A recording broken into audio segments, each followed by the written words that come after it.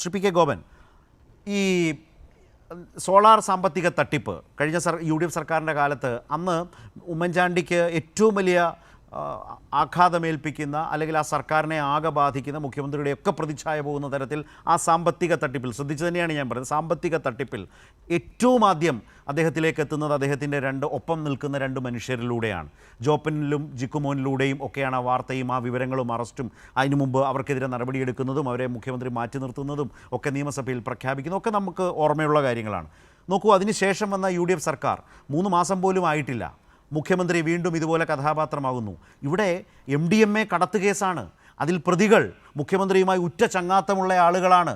അവർ മുഖ്യമന്ത്രിയാകാനുള്ള അദ്ദേഹത്തിൻ്റെ രാഷ്ട്രീയ യാത്രയിൽ ഇടവും വലവും നിന്നവരാണ്. അതിനുവേണ്ടി പലതും ചെയ്തിട്ടുണ്ട്, പുറത്ത് പറയാൻ പറ്റാത്തതുമായ വിധത്തിൽ എന്നുള്ള ഒരു ബോധ്യത്തിലേക്ക് ഇന്ന് കേരളം എത്തിക്കൊണ്ടിരിക്കുന്ന അവസ്ഥയാണ്. എവിടേക്കോ പലതും നമ്മൾ ഓർത്തു പോകുന്ന വിധത്തിലേക്ക് VD സതീശന് ചുറ്റും ഇങ്ങനെ ഒരു കാർമേഘം ഉരുണ്ടുകൂടുകയാണോ ഈ ദുരൂഹമായ ചങ്ങാത്തം കൊണ്ട്? അല്ല, അത് നമുക്ക് പൊതുവൽക്കരിച്ച് കോൺഗ്രസിനെ സംബന്ധിച്ച് പറയാവുന്ന കാര്യമാണ്. കോൺഗ്രസിൻ്റെ സെറ്റപ്പ് അനുസരിച്ച് അത്തരം ആളുകൾ, ഉദാഹരണത്തിന് കേരളത്തിൽ 10 വർഷം പ്രതിപക്ഷത്തിരുന്ന കോൺഗ്രസ് പാർട്ടി ഒഴുക്കിയ പണം BJPക്ക് പോലും അവരുടെ മുമ്പിൽ പിടിച്ചു നിൽക്കാൻ പാടായിരുന്നു. ഇടതുപക്ഷത്തിൻ്റെ കാര്യം പിന്നെ പറയണ്ടല്ലോ. അപ്പോൾ വൻതോതിൽ പണം ചെലവഴിച്ചതിൻ്റെ സ്രോതസ്സ് കോൺഗ്രസിനകത്തെ കുറച്ചുകൂടി കഴിഞ്ഞ് വികസിക്കാൻ പോകുന്ന ആഭ്യന്തര തർക്കത്തിൽ നമുക്ക് പുറത്തു വന്ന് ചർച്ച ചെയ്യാം. നിങ്ങൾക്ക് വേണമെങ്കിൽ നോട്ട് ചെയ്ത് വെക്കാം. അതായത് കോൺഗ്രസിനകത്ത് അല്പം കൂടി കഴിഞ്ഞാൽ ആഭ്യന്തര പ്രശ്നം കുറച്ച് ഡെവലപ്പ് ചെയ്യും. ആ ഡെവലപ്മെൻറ്റിൻ്റെ ഭാഗമായി എങ്ങനെയാണ് കേരളത്തിലേക്ക് പണം ഒഴുകിയത് എന്നുള്ളത് വ്യക്തമാവും. ഇപ്പോൾ VD സതീശൻ ധനകാര്യ വകുപ്പ് ഏറ്റെടുത്തപ്പോൾ ധനകാര്യ വിദഗ്ധന്മാർ തേങ്ങ ഉടയ്ക്കുമ്പോൾ അദ്ദേഹം ചിരട്ടയെങ്കിലും ഉടയ്ക്കണമല്ലോ. അപ്പോൾ താനും ഒരു ധനകാര്യ പ്രശ്നങ്ങളെ സംബന്ധിച്ച് അഭിപ്രായം പറയാൻ യോഗ്യതയുള്ള ആളായിരിക്കണമെന്ന് കരുതി അദ്ദേഹം പുറപ്പെടുവിച്ച ഒരു പ്രസ്താവന നമ്മുടെ മുമ്പിലുണ്ട്. കേരളത്തിൽ ജോലിയെടുക്കുന്ന ഇതര സംസ്ഥാന തൊഴിലാളികൾ ഒരു 30 ലക്ഷത്തിലധികം 40 ലക്ഷത്തിനിടയിൽ വരുന്ന ആളുകളാണത്. അത് ഫ്ലോട്ടിംഗ് ആയതുകൊണ്ട് നമുക്ക് ഒരു കൃത്യമായ കണക്ക് പറയാൻ പറ്റില്ല. ഏകദേശം 35-40 ലക്ഷത്തോളം വരുന്ന ഈ ആളുകൾ കേരളത്തിൽ ചെലവഴിക്കുന്നത് അത്യാവശ്യം ആട്ട വാങ്ങിക്കാനും കോഴിക്കാല് വാങ്ങിക്കാനും മാത്രമാണ്. ബാക്കി മുഴുവൻ പണം ഇവരുടെ നാടുകളിലേക്ക് ഡംപ് ചെയ്യുകയാണ്. അപ്പോൾ കേരളത്തിൻ്റെ ധനപ്രതിസന്ധിയെ അത് ബാധിക്കുന്നു എന്നൊരു പ്രശ്നം അദ്ദേഹം എടുത്തിട്ടു. സാമാന്യ ബോധത്തിൽ അതിൻ്റെ ഒരു മറുവശം സാധാരണ ഈ വലിയ സൈദ്ധാന്തിക തലത്തിൽ പോകാതെ തന്നെ നമുക്ക് മനസ്സിലാവും.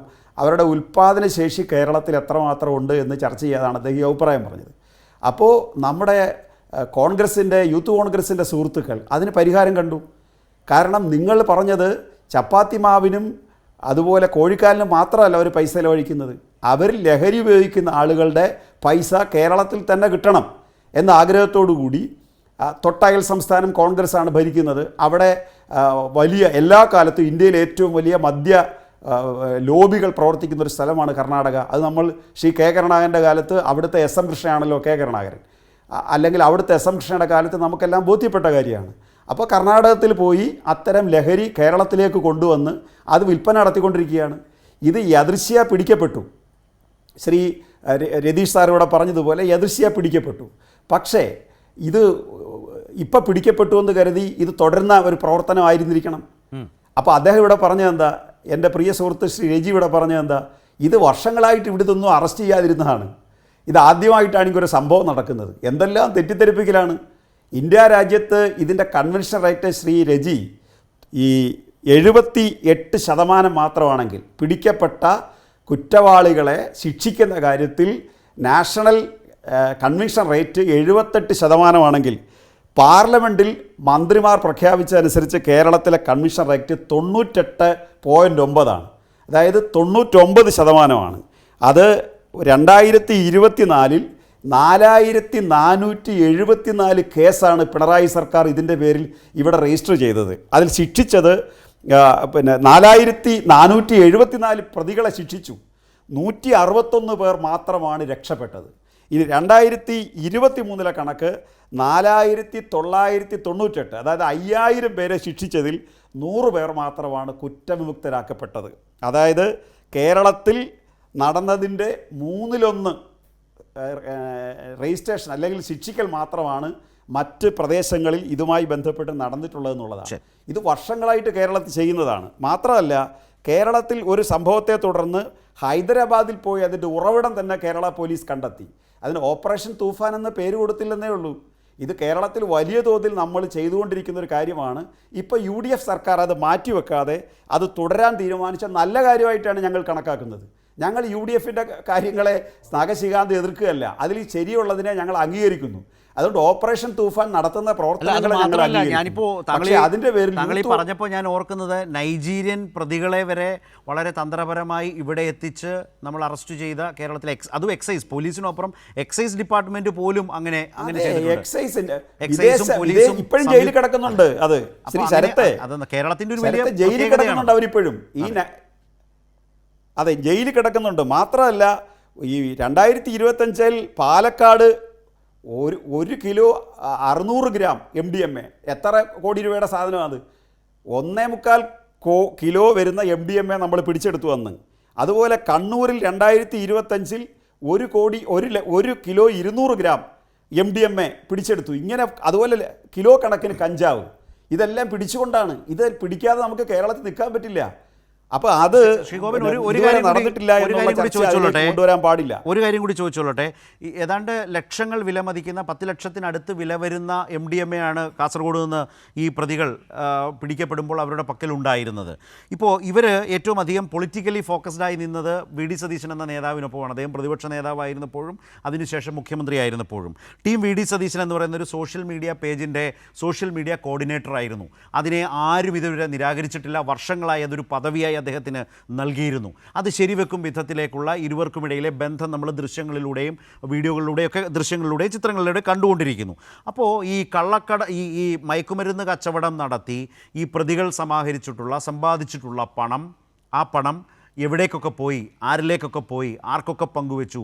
ഈ ടീം VD സതീശൻ എന്ന് പറയുന്ന സമൂഹ മാധ്യമ കൂട്ടായ്മയുടെ മൂലധനത്തിൽ ഈ മയക്കുമരുന്ന് കച്ചവടത്തിലൂടെ സമാഹരിച്ച പണമുണ്ടോ? പരിശോധിക്കേണ്ട വിഷയങ്ങളാണോ? അല്ല, ഞാൻ നേരത്തെ പറഞ്ഞതിനകത്ത് അതിൻ്റെ ഉള്ളടക്കമുണ്ട്. ഞാൻ അത് മനസ്സിൽ വെച്ചുകൊണ്ടാണ് ശ്രീ ശരത്തെ പറഞ്ഞത്. കാരണം കോൺഗ്രസിനകത്ത് ഡെവലപ്പ് ചെയ്യുന്ന ആഭ്യന്തര പ്രശ്നത്തിൽ നെക്സ്റ്റ് എൻക്വയറി ആയിട്ട് വരേണ്ടുന്നത് ഇങ്ങനെ വരുന്ന പണത്തെക്കുറിച്ച് രമേശ് ചെന്നിത്തല അന്വേഷിക്കുമോ ഇല്ലയോ എന്നുള്ളതാണ്.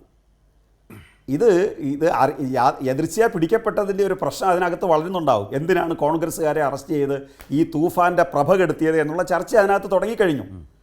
അപ്പോൾ അതിൻ്റെ ഭാഗമായിട്ടാണ് ഞാൻ പറഞ്ഞത് ഇലക്ഷൻ ഫണ്ട്, അതുപോലുള്ള ഇവർക്ക് വലിയ തോതിൽ ചെലവഴിക്കാൻ കഴിഞ്ഞ ഫണ്ട്, നമ്മളൊക്കെ തെരഞ്ഞെടുപ്പ് പ്രവർത്തനത്തിൽ നിന്നവരെന്ന തരത്തിൽ ഞങ്ങളുടെയൊക്കെ കണ്ണ് തള്ളിപ്പോയി. ബൂത്തുകളിലേക്ക് ഒഴുകുന്ന പണം, പ്രചാരണ പ്രവർത്തനങ്ങളിൽ വരുന്ന പണം, LED വാളുകൾ റോഡിൽ കിടന്ന് ഓടുന്നു, കണ്ണഞ്ചിക്കുന്ന പ്രചാരണ പ്രവർത്തനങ്ങൾ ഇലക്ഷൻ കമ്മീഷനെ ഇവർ നേരത്തെ തന്നെ സെറ്റിൽ ചെയ്തിരുന്നു. കാരണം ഇലക്ഷൻ കമ്മീഷൻ്റെ ഇവരും തമ്മിൽ സെറ്റിൽ ചെയ്തിരിക്കുന്നത് BJPയെ സംബന്ധിച്ച് കേരളത്തിൽ LDF വരരുതെന്ന് മാത്രമേ ഉള്ളൂ. അവർക്ക് അധികാരത്തിൽ വരാൻ പറ്റില്ല. അവർ പറഞ്ഞല്ലോ 3 MLA കൊണ്ട് 35 MLA ഗുണം അവർക്കിപ്പോൾ ഉണ്ട്. അതുകൊണ്ട് ആ പ്രശ്നമില്ല. ഇനി എനിക്കതിനകത്ത് യൂത്ത് കോൺഗ്രസുമായി ബന്ധപ്പെട്ട് പറയാനുള്ളത്, രജിക്ക് വിഷമം തോന്നേണ്ട കാര്യമില്ല. 3 ഗർഭസ്ഥ ശിശുക്കളെ കൊല്ലിപ്പിക്കാൻ മനസ്സുള്ള, ഞാൻ ആ വാക്ക് അടിവരയിട്ട് പറയാൻ, മനസ്സുള്ള നേതൃത്വത്തിൻ്റെ പിന്നിൽ പ്രവർത്തിക്കുന്ന കോൺഗ്രസ്സുകാർ ഗർഭത്തിൽ നിന്ന് പുറത്തു വന്ന് വളർന്നു വലുതായ യുവാക്കളെ നശിപ്പിക്കാനുള്ള ലഹരിക്കടത്തിൻ്റെ ഭാഗമാകുന്നതിൽ എന്ത് അതിശയമാണ് നമുക്ക് പറയാനുള്ളതെന്നുള്ളതാണ്. ആദ്യം ഈ യൂത്ത് കോൺഗ്രസ് എന്ന സംഘടന, നേരത്തെ ഇവിടെ രതീഷ് സാർ ചൂണ്ടിക്കാണിച്ചതുപോലെ അനൗദ്യോഗികമായി, അതായത് ആ സംഘടന പുറത്താക്കിയിരിക്കുന്നു ജില്ലാ നേതൃത്വം. ഇല്ലാത്തൊരാളെ എങ്ങനെ പുറത്താക്കുക? ഇല്ലാത്തൊരാളെ എങ്ങനെ പുറത്താക്കുക?